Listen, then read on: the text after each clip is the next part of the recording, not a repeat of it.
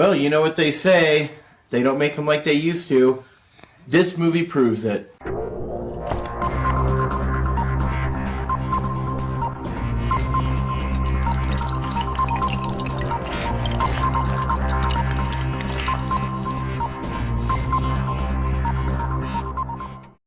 So, The Haunting came out in 1963 and was directed by two-time Academy Award-winning director Robert Wise. Now, after 52 years, this movie still holds up as a terrifying movie. Now, where does it succeed where many other scary movies fell? Well, in my opinion, there's four main key factors of this movie that made it stand the test of time. So, the first one is the cast and characters. Now, the cast in The Haunting is perfect, okay? Usually in scary movies, you have a much bigger cast, and you only care about a precious few of them. For the most part, the characters are there just to be killed off, and usually you just can't wait to see how they're going to get it. In The Haunting, there's four characters stuck in a house. All of them are likable people, and you want to see them get out safely. Now, it's this emotional attachment to the characters that adds a lot of fear and tension to the movie. The second key factor here is the cinematography. Now, cinematography, Davis Bolton added so much to The Haunting.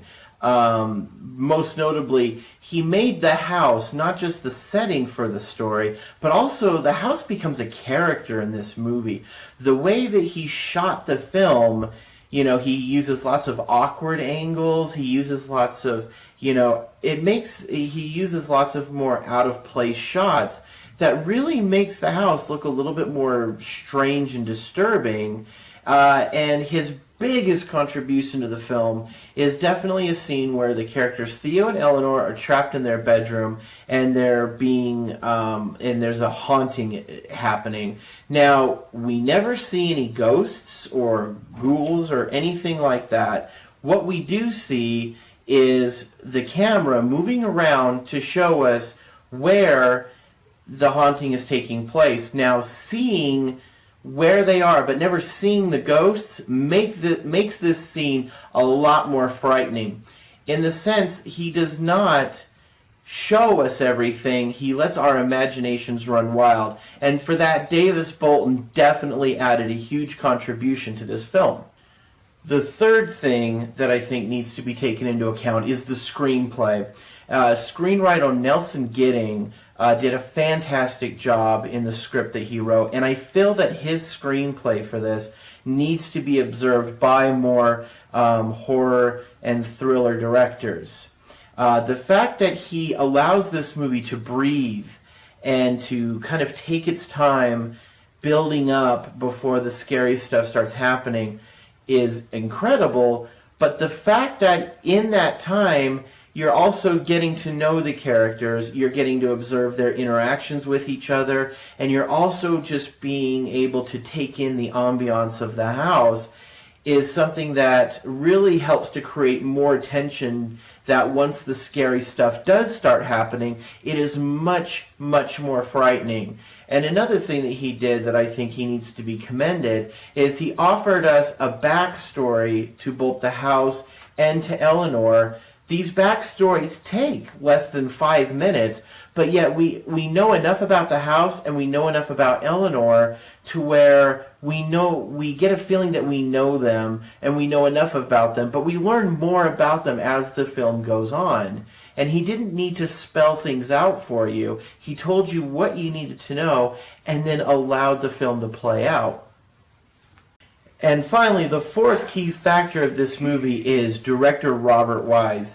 Now, there's no way that I can say enough about Robert Wise's contribution to this film and do it justice. But the previous three things that we talked about, the cast and the screenplay and the cinematography, are all things that Wise had a big involvement in. He knew how these characters needed to be portrayed. He knew how he wanted to shoot the house and make sure that it looked scary without, overdoing it and allowing this movie that time to breathe. The pacing of this movie is something, again, that I wish more directors would really look at and emulate.